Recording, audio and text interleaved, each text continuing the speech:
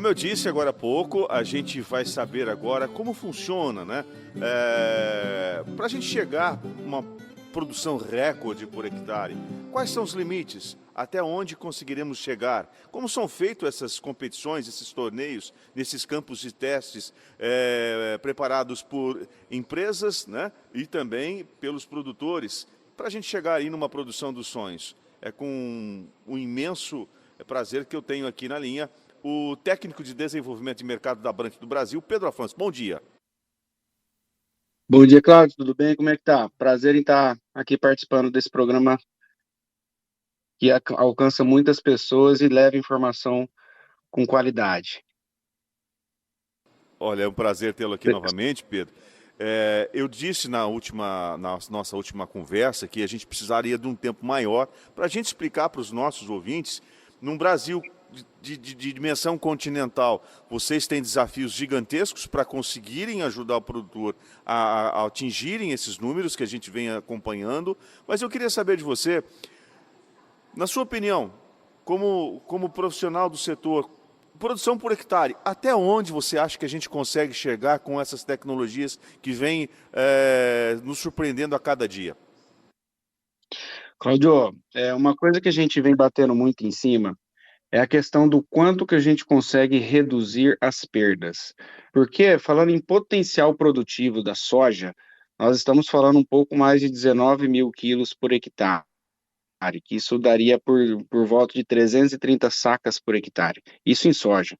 Então, é um desafio muito grande, só que nós temos que olhar para as perdas, o quanto que o clima, aplicações de herbicidas pós-emergentes, adubos ineficientes, problemas com solo, problemas com excesso de temperatura, falta de temperatura, excesso de luminosidade, tudo isso vai fazer com que o potencial produtivo ele venha caindo, né? O que a gente tem de tecnologia hoje disponível no Brasil é a questão de preparar a planta frente aos estresses, ajudar na recuperação mais acelerada, e claro que envolve todo um manejo, né? Nós temos que entender que o solo tem que estar com um perfil de solo bem protuso, bem profundo, né? Para com que a gente consiga manter o potencial produtivo da planta lá em cima, que a genética da semente ela é extremamente alta. Ela tem potencial produtivo. O que a gente tem que brigar com força mesmo é contra as perdas que acontecem durante todo o ciclo, que hoje nós temos diversas tecnologias disponíveis para conseguir mitigar essas perdas e manter o potencial produtivo, porque a soja tem muito potencial, né? E hoje nós temos o recorde brasileiro, que é por volta de 149 sacos por hectare. Então, para chegar nos 330 ou até próximo disso, tem muito trabalho, né? E eu tenho certeza que tem muitas empresas trabalhando para isso, a Brant é uma delas, e a gente gostaria muito de estar trabalhando cada vez mais com produtores altamente tecnificados, trazendo essas novas tecnologias disponíveis no Brasil, para com que a gente consiga chegar no maior teto produtivo possível, assim como o depoimento do David Hula. Ele não vai parar por aí, ele vai tentar chegar em mais recordes, porque ele acredita que o potencial produtivo ainda é muito mais alto do que ele já alcançou com esses recordes anteriores. Essa visão que você me passou agora, eu realmente não tinha, que é o foco para a gente ter mais reduzindo, eliminando os gargalos das perdas que são provocadas por esses motivos que você citou. Hoje, dentro desses motivos, Pedro, qual que você acha que é o principal que tem que ser assim, corrigido o mais rápido possível para aumentar esse percentual de ganho? Claudio, o clima é o nosso grande desafio, né? O clima é o nosso grande desafio. É, Hoje nós temos diversas empresas que nos dão informações antecipadas sobre o clima, só que eu até costumo dizer para os produtores, dependa do clima para as atividades da fazenda, né? Quando que vai plantar, quando que vai aplicar, mas não dependa do tempo, do clima, para cuidar da cultura principal. Porque alguns problemas e perdas a gente conhece, que são algumas aplicações pós-emergente, algumas épocas que a gente sabe que vai cortar a chuva, problemas de solo. Então, algumas coisas, né, e eu digo aí, de uma grande maioria, a gente consegue estar implementando algumas tecnologias para redução de perdas, né?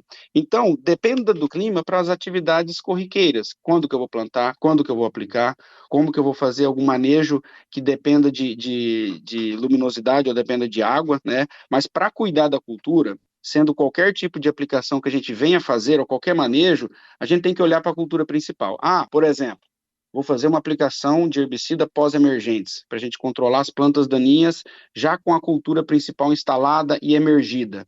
Eu tenho ferramenta para aplicar junto com esse herbicida para que a planta daninha seja eliminada, porque a mato competição vai tirar o potencial produtivo da cultura, mas eu tenho alguma coisa que eu aplique para proteger a cultura principal? No caso, vamos dar o exemplo da soja, e tem tecnologia para isso. Então, é o quanto que eu coloco na cultura principal, protegendo ela dos xenobióticos externos, né, os fatores estressantes bióticos e abióticos, né, porque o clima a gente não consegue controlar.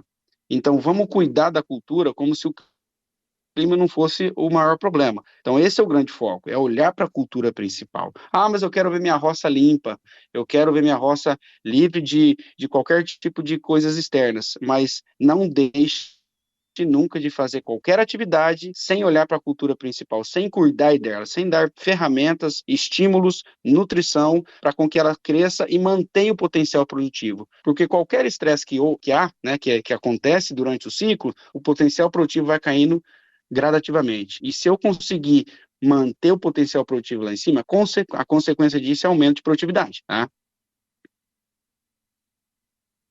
A gente sempre fala aqui, né, que o produtor realmente ele tem que ficar atento àquilo que ele controla, ou seja, aquilo que ele tem poder de tomar decisões. Porque quando sai o produto já da porteira para fora, ou aquilo que ele não tem controle, que é preços de mercado, essas coisas, realmente as coisas ficam muito mais complicadas. Mas nesse caso, ele, estando atento a tudo isso, a essas orientações, a esse timing perfeito, realmente as coisas, as probabilidades de bons resultados são muito maiores. Agora, você está citando o exemplo da soja aí. O milho, quais os grandes desafios para o milho? O milho é uma cultura linda, uma cultura muito bacana de se trabalhar, uma cultura rápida, né? E por ser uma cultura rápida, ainda mais a gente tem que olhar para os desafios de estresse, né? Como é um ser vivo, né, a gente tem que levar em consideração que tanto como uma cultura do milho, de um algodão ou de uma soja, elas têm a percepção parecida, né? Então, assim, tudo que eu reduzo de estresse, tanto vai influenciar em qualquer tipo de cultura, sendo ela independente, se ela é perene ou se ela é anual, né? E o milho ele tem uma particularidade muito bacana, porque o milho, você tem uma planta, você tem uma espiga, e você consegue influenciar, talvez em qualidade, em números de grãos na espiga, e essa é uma grande questão. Por quê?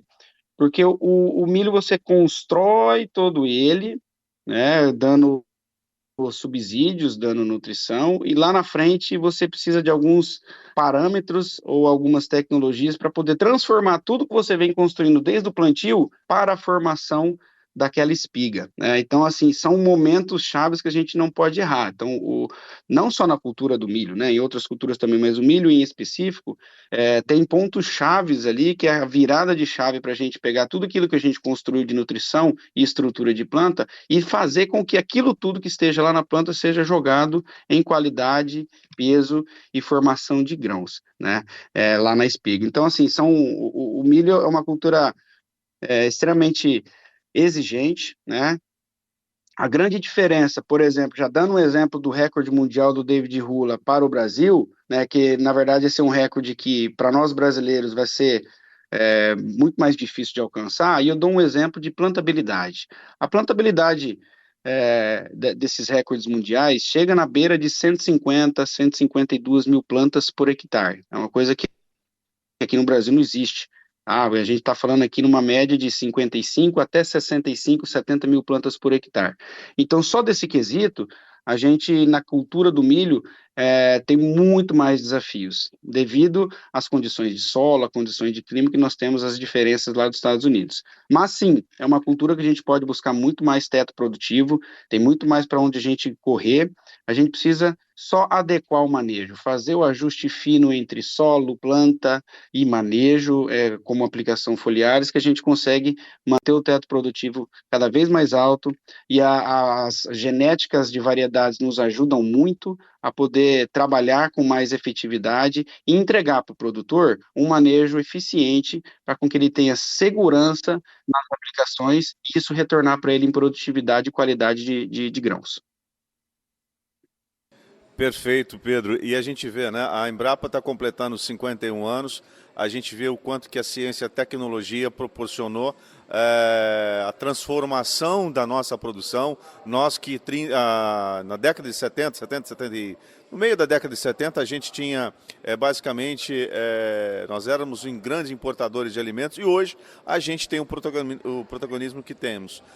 E isso graças a esse trabalho que vocês vêm realizando, né?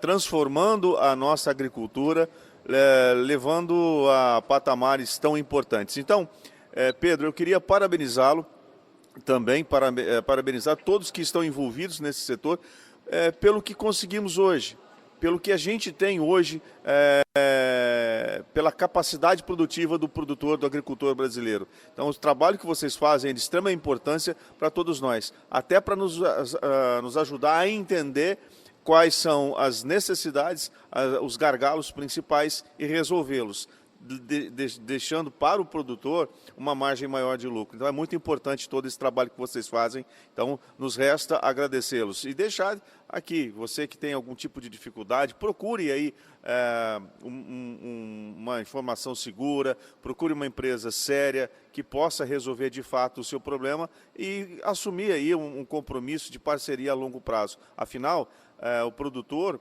ele precisa de caminhar juntamente com pessoas que têm um compromisso de transformar, e vocês, pelo que a gente observa, têm esse compromisso. Então, parabéns pelo trabalho, viu, Pedro? Obrigado, Cláudio. Eu acho que assim, é mais do que importante esses recordes mundiais de produtividade, eu acredito que seja gratificante. É uma resposta ao trabalho excelente que a Brent vem fazendo e continua fazendo, né? A gente não vai parar por aí. Ter uma linha do tempo, olha que bacana, ter uma linha do tempo de recordes mundiais de produtividade não é nada fácil. Desde 2016 a gente vem quebrando os recordes de soja e milho a nível mundial. E é trabalho quando estamos focados no que queremos, né? E o final é sempre recompensador, inspirador para buscarmos cada vez mais recordes mundiais. Isso só nos incentiva a estar trazendo novas tecnologias para o Brasil, que é um celeiro mundial. O Brasil é um celeiro mundial e é muito importante para o mundo na agricultura, e a gente quer cada vez mais desbravar os potenciais produtivos de diversas culturas. É isso que a gente busca nos mais de 80 países que a Brent tem atuação. E assim, já antecipando, agradeço muito a participação e ficamos à disposição para qualquer tipo de dúvidas. Temos nossos canais de contato e mídias sociais para estar mostrando para vocês as nossas novidades, que nós temos pelo menos aí 10 anos de pipeline para trazer novas tecnologias para ajudar o produtor a chegar onde ele quer, que é bater o seu próprio recorde. Tá bom, Pedro. Essa entrevista está sendo gravada em vídeo aqui também. Estará disponível logo mais no YouTube e eu vou colocar aqui, vou deixar para os nossos ouvintes o site, as redes sociais da Brant para que eles possam buscar essas informações e também buscar soluções para a sua cultura. Pedro, muito obrigado e um excelente final de semana e mais uma vez parabéns pelo trabalho que vem realizando para a agricultura brasileira. Eu que agradeço, Cláudio. Obrigado pela oportunidade e espero estar contribuindo mais vezes com vocês aí. Muito obrigado e bom final de semana para vocês. Que Deus abençoe a todos. Muito obrigado. E certamente contribuiu bastante com o nosso ouvinte, para levar até o nosso ouvinte essas informações. Porque muitas vezes a gente não tem essas informações de quais são os gargalos, principalmente de cada cultura. Bom, a gente vai para um rápido break, voltamos daqui a pouquinho com muito mais informações para vocês, diretamente aqui de nosso estúdio avançado na Caoa Sherry. Até já.